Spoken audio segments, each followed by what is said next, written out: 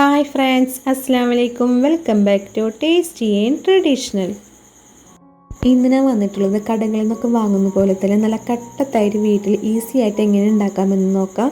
നമ്മളെല്ലാവരും തൈര് വീട്ടിൽ ഉണ്ടാക്കാറുണ്ട്, പക്ഷെ നല്ല പെർഫെക്റ്റ് ആയിട്ട് നല്ല കട്ടിയായിട്ട് കിട്ടാറില്ല.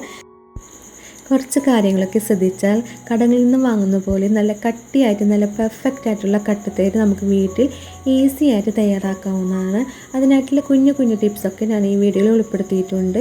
അപ്പോൾ നമുക്ക് വീഡിയോയിലേക്ക് പോകാം. അതിനു മുന്നായി ചാനൽ സബ്സ്ക്രൈബ് ചെയ്യാതെയാണ് കാണുന്നതെങ്കിൽ സബ്സ്ക്രൈബ് ചെയ്യുക, ബെല്ലൈക്കൺ അമർത്തുക, ലൈക്ക് ചെയ്യുക, ഷെയർ ചെയ്യുക, കമൻറ്റ് ചെയ്യുക.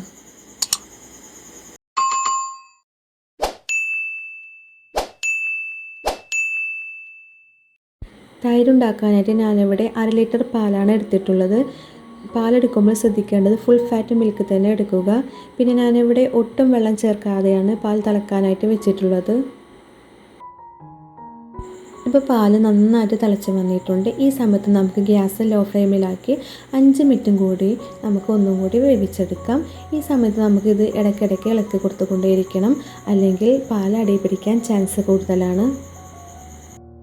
ഇങ്ങനെ വേവിക്കുമ്പോൾ പാലിലെ വെള്ളത്തിൻ്റെ അംശമെല്ലാം വറ്റി പാൽ നല്ല കട്ടിയായിട്ട് കിട്ടുന്നതായിരിക്കും. ഇപ്പോൾ ഏകദേശം 5 മിനിറ്റ് ആയിട്ടുണ്ട്. നമ്മൾ പാലെല്ലാം നല്ല തിക്കായിട്ട് വന്നിട്ടുണ്ട്. ഇനി നമുക്ക് ഗ്യാസ് ഓഫ് ചെയ്യാം. അതിനുശേഷം നമുക്കിതിനെ തണുക്കാനായിട്ട് മാറ്റി വെക്കാം.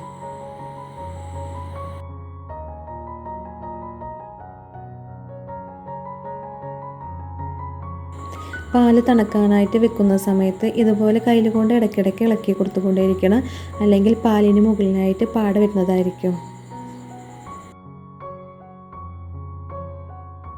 പാൽ ഏകദേശം ചൂടാറിയിട്ടുണ്ട്. ഇനി നമുക്കിതിനെ മറ്റൊരു ബൗളിലേക്ക് മാറ്റാം. ഞാനിവിടെ ഗ്ലാസിൻ്റെ ബൗളിലേക്കാണ് മാറ്റുന്നത്.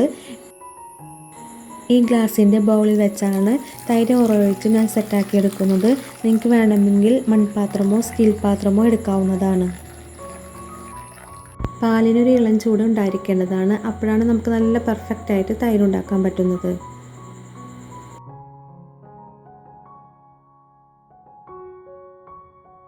ഒഴിക്കാനായിട്ട് ഞാനിവിടെ 2 ടേബിൾ സ്പൂൺ തൈര് എടുത്തിട്ടുണ്ട്. നമുക്കൊന്ന് അടിച്ചെടുക്കാം.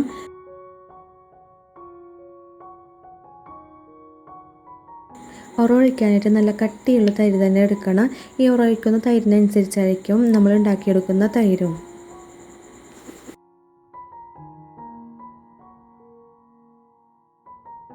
ഒഴിക്കാനുള്ള തൈര് നന്നായിട്ട് അടിച്ചെടുത്തിട്ടുണ്ട്. ഇനി നമുക്ക് തയ്യാറാക്കി വെച്ച പാലിൽ നിന്ന് കുറച്ച് ഇതിലേക്ക് ഒഴിച്ചു കൊടുത്ത് ഒന്നും കൂടി മിക്സ് ചെയ്തെടുക്കാം. ഇനി നമുക്ക് ഇതിലേക്ക് ഒഴിച്ചു കൊടുക്കാം. അതിനുശേഷം ഇത് നന്നായിട്ട് മിക്സ് ചെയ്തെടുക്കാം.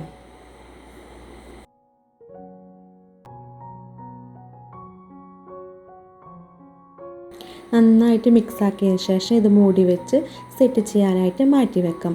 ഏകദേശം ഒരു 8-10 മണിക്കൂറിൽ നമുക്ക് നന്നായിട്ട് സെറ്റായിട്ട് കിട്ടുന്നതായിരിക്കും.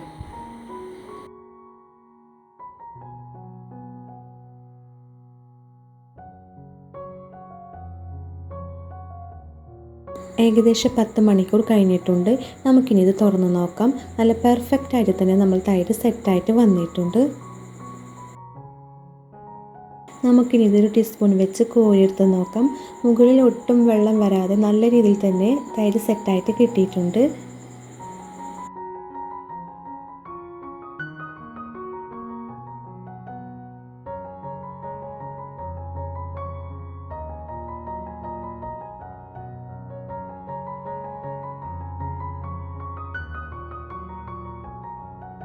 ഇപ്പോൾ നമ്മൾ തൈരിന് നല്ല കട്ടിയും അത്യാവശ്യം പുളിയും ഉണ്ട്.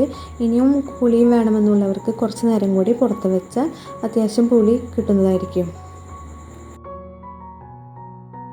കടകളിൽ നിന്നൊക്കെ വാങ്ങുന്ന പോലുള്ള കട്ട തൈര് നമുക്ക് നല്ല പെർഫെക്റ്റായിട്ട് നല്ല ഈസി ആയിട്ട് വീട്ടിൽ തന്നെ തയ്യാറാക്കാവുന്നതാണ്. അപ്പോൾ എല്ലാവരും ഇതുപോലെ ഒന്ന് ട്രൈ ചെയ്ത് നോക്കണം. അപ്പോൾ ഇൻഷാ അല്ലാഹ് നെക്സ്റ്റ് റെസിപ്പിയുമായിട്ട് നെക്സ്റ്റ് വീഡിയോയിലൂടെ കാണാം.